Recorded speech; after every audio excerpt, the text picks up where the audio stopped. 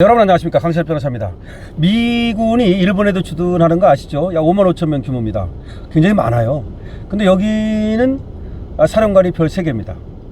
근데 우리나라에는 미군이 그보다 적습니다. 3만 명 정도 근무하는 거로 지금 나오는데 사령관이 별 4개입니다. 그래서 별 4개이기 때문에 한미연합사령부가 있잖아요. 그리고 전시 작전권을 미군이 갖죠. 그래서 별 4개 사령관. 그런데 일본은 아직까지는 한미연합사령부처럼 그런 일미연합사령부, 미일연합사령부 이런 건 없습니다. 그리고 사령관이 별 3개고, 그러니까 아직까지는 주한미군을 더 중시한 거죠, 미국에서. 그런데 이게 뒤바뀔 조짐이 있습니다. 지금 일본에 주둔하는 미군, 또 한국에 주둔하는 미군 등등, 이 또 뭐 괌에 주둔하는 미군, 또 본토의 미군 등등을 조정을 한다는 얘기가 나옵니다. 그러니까 미군의 인력을, 이 병력을 갖다가 재배치한다는 얘기가 나오는데요. 그러면서 미군의 수를 한국에서 감축한다는 얘기까지 나오지 않습니까? 일단 4,500명 감축 얘기가 나오고 있습니다. 자, 그러면서 일본을 별 4개로 만들고 한국을 별 3개로 만든다. 뒤바뀌는 거죠, 지금하고. 그래서 일본에 있는 미군을 주축으로 해서 이 인도 태평양 이 미군의 이 사령부를 새로 인태 이 지역의 중심을 일본으로 가져간다라는 말이 있습니다. 이거는 굉장히 아주 우리에게 심각한 문제죠. 그러니까 단순하게 뭐 별 4개가 3개로 바뀐다, 그게 아니고 중심이 일본으로 빠진다는 얘기거든요. 그러자도 얼마 전에 말이죠, 미군이 지키는 게 미군 본토하고 그 다음에 대만이라는 얘기를 했거든요.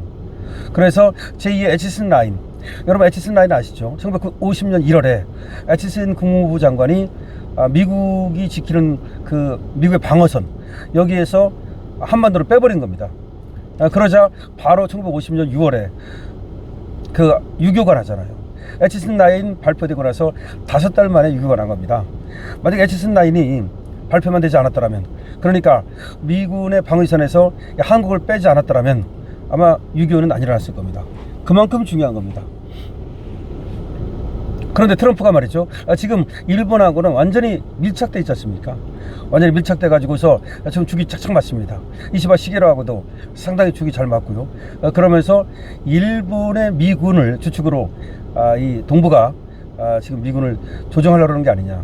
그러면서 우리는 별 3개로 내리고, 그리고 또 미군의 수를 감축하고, 이런 얘기가 나오는데, 더군다나 그런 얘기가 나오는 거는 지금 대만을 지키기 위해서 괌 쪽으로 빼는 게 오히려 더 유리하다, 아니면 대만을 지키는 데는 오키나와가 더 유리하다, 평택에 있는 것보다, 이런 얘기까지 나오고 있습니다.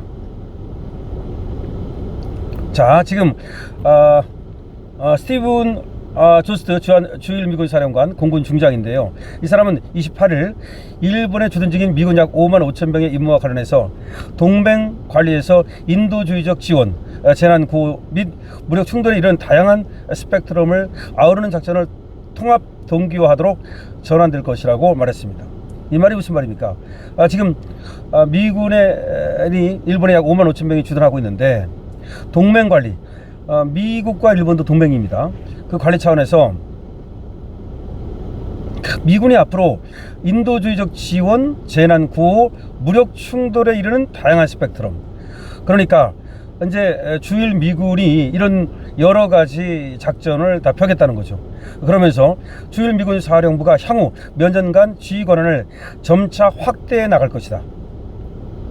트럼프 미 행정부는 이르면 8월 있을 새 국방 전략 발표를 앞두고 인도태평양 지역에 배치된 미군의 태세 전반을 들여다보고 있는 중인데, 중국 견제를 위해서 주일 미군 역할이 확대될 경우 감축 이전 배치설이 끊임없이 나오고 있는 주한 미군의 운용 방식에도 상당한 변화가 예상된다. 아까 말씀드린 바대로죠. 그러니까 주일 미군의 역할이 확대될 경우 주한 미군의 역할이 감축될 수 있다는 거죠. 자, 일본에 근무하고 있는 이 조스트 사령관은 일본 아사히 신문에 기고한 글에서 인태 지역의 안보, 자유, 번영은 특히 중국 같은 적대적 국가들에 의해 점점 큰 도전에 직면하고 있고, 저는 중국의 위협이 더욱 심화되고 있음을 직접 확인할 수 있었다라고 밝히면서, 앞서 트럼프 행정부는 지난 3월 NDS의 예고편 격인 임시 국방 전략 지침에서 중국 견제를 제1회 안보 과제로 내세웠고, 일본은 미국의 이 같은 중국 견제를 위한 동맹국 역할 확대 주장에 부응하고자 한반도와 대만 해협, 남중국해를 하나의 전역으로 묶는 이른바 원시어터 개념을 미국에 제시해서 협의하고 있다, 이렇게 밝혔습니다. 자, 이게 NDS라는 것이 바로 새 국방 전략을 말합니다. 그러니까 미국이 새 국방 전략을 짜고 있는데, 지금 주일 미군 사령관이 얘기하는 겁니다. 주일 미군 사령관이 뭐라고 말했냐?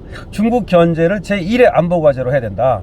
그래서 일본은 미국의 이런 새로운 국방 전략에 맞춰 가지고 중국 견제를 위한 동맹국 역할 확대 주장에 부응하고자 한다. 그러면서 또 무슨 얘기를 했습니까? 한반도와 대만 해협, 남중국해를 하나의 전역으로 묶는 이른바 원시어터 개념을 미국에 제시해 협의하고 있다. 원시어터, 하나의 극장 개념이죠. 그러니까 무슨 말이에요? 한반도도 대만도 남중국해도 일본하고 연결해 가지고서 주일 미군이 지킬 수 있다 라는 것을 얘기하는 겁니다, 이게 지금. 그러니까 주일 미군의 어떤 그 역할 확대를 얘기하고 있는 겁니다.